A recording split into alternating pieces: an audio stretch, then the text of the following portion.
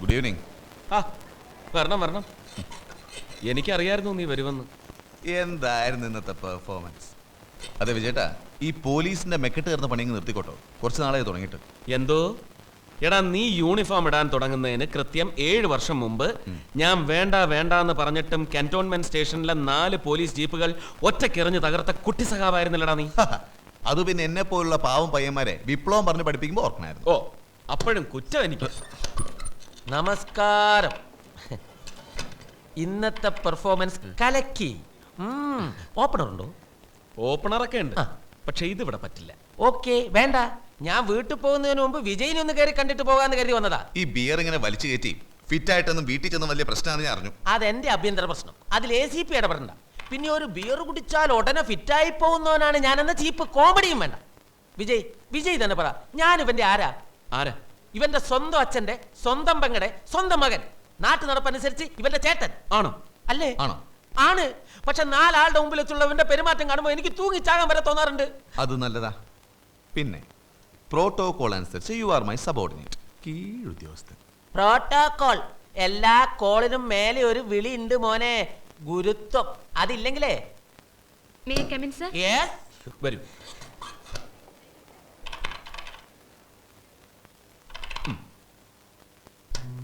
ഒരു മിനിറ്റ്. ന്യൂസിൽ 3 minute story മീരയുടെ കമന്ററിയും കൊടുത്തോളൂ. ശരി സർ. ഓക്കെ. പിന്നെ എന്തായി നിന്റെ അന്വേഷണം? Got any clue? Absolutely nothing. Menon സാറിനെ പോലൊരാളെ കൊന്നിട്ട് ആർക്ക് എന്ത് കിട്ടാനാ?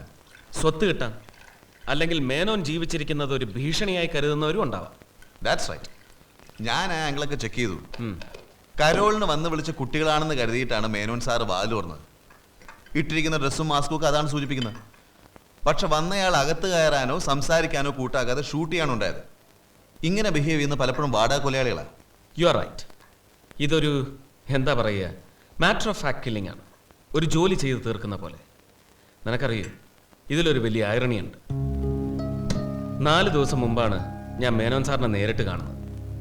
ഞങ്ങളുടെ ഒരു പ്രോഗ്രാമിനെ ക്ഷണിക്കാൻ ഞാൻ ഇന്ന് സാറിൻ്റെ വീട്ടിൽ പോകാനിരിക്കുകയായിരുന്നു. പക്ഷെ എനിക്ക് ഷൂട്ട് ചെയ്യേണ്ടി വന്നത്. വിജയേട്ടാ, ആ പെണ്ണ് ജാസ്മിൻ, അവൾ ഇതിലൊരു പ്രധാന ലിങ്കാണെന്ന് എനിക്ക് തോന്നുന്നു. അത്രയ്ക്ക് അവിശ്വസനീയമാണ് അവളുടെ മൊഴി. നാളെ അവളെ ശരിക്കൊന്ന് കൊടയണം. Good morning sir. I am advocate Seethalakshmi.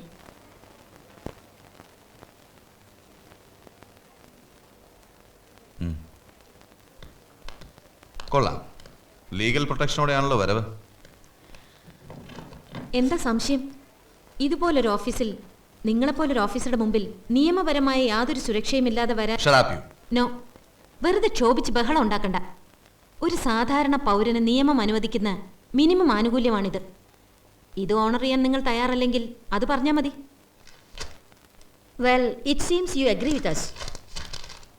എന്താ ഇത് ഡിസ്ട്രിക്ട് ഹോസ്പിറ്റലിലെ ഐ സ്പെഷ്യലിസ്റ്റിന്റെ സർട്ടിഫിക്കറ്റ് ആണ്.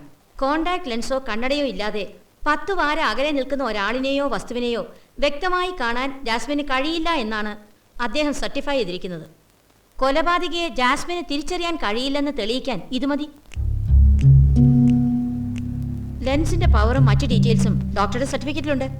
U can go through that. ഇനി നിങ്ങളുടെ അടുത്ത ചോദ്യം, ലെൻസ് നഷ്ടപ്പെട്ടാൽ ഉപയോഗിക്കാൻ എനിക്ക് കണ്ണടയില്ലേ എന്ന്. ഇത് റോസ് ഓപ്റ്റിക്കൽസിൽ നിന്നുള്ള കസ്റ്റമേഴ്സ് നോട്ടിന്റെ ഫോട്ടോ കോപ്പിയാണ്.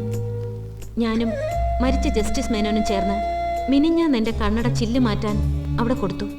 ലെൻസിന്റെ പ്രത്യേകത കാരണം അത് ശരിയായി കിട്ടാൻ 2 ആഴ്ച സമയമെടുക്കും. ഇനി കണ്ണട ഞാൻ മനഃപൂർവ്വം കേടാക്കിയതാണ് എന്നൊക്കെ പറയാനാണ് ഭാവമെങ്കിൽ, well, you will have to prove that. ഇനി 3ാമത്തെ ചോദ്യം, എൻ്റെ ബാക്ക്ഗ്രൗണ്ട്, ഐഡന്റിറ്റി. ഇത് മദ്രാസിലും ബോംബെയിലും ഞാൻ താമസിച്ചിരുന്ന അപ്പാർട്ട്മെന്റ്സിന്റെ അഡ്രസ്സസ്. പിന്നെ എൻ്റെ പ്രീവിയസ് എംപ്ലോയറിൽ നിന്നും ഞാൻ പഠിച്ച ഇൻസ്റ്റിറ്റ്യൂഷനിൽ നിന്നും എനിക്ക് കിട്ടിയ കോൺടാക്ട് സർട്ടിഫിക്കറ്റ്സിന്റെ കോപ്പികൾ. ക്രിമിനൽ റെക്കോർഡുള്ള ഒരാൾക്ക് ഇത് കിട്ടില്ലല്ലോ. ഇതിൽ കൂടുതൽ എൻ്റെ പേഴ്സണൽ ഡീറ്റെയിൽസ് തൽക്കാലം നിങ്ങളോട് പറയാൻ ഉദ്ദേശിക്കുന്നുമില്ല. അവസാനമായി ഒരു കാര്യം കൂടി.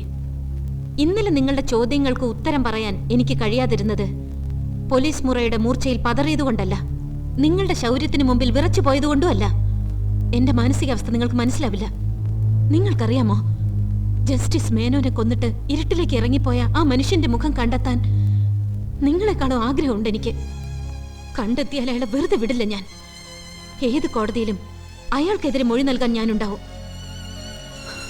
Now, goodbye.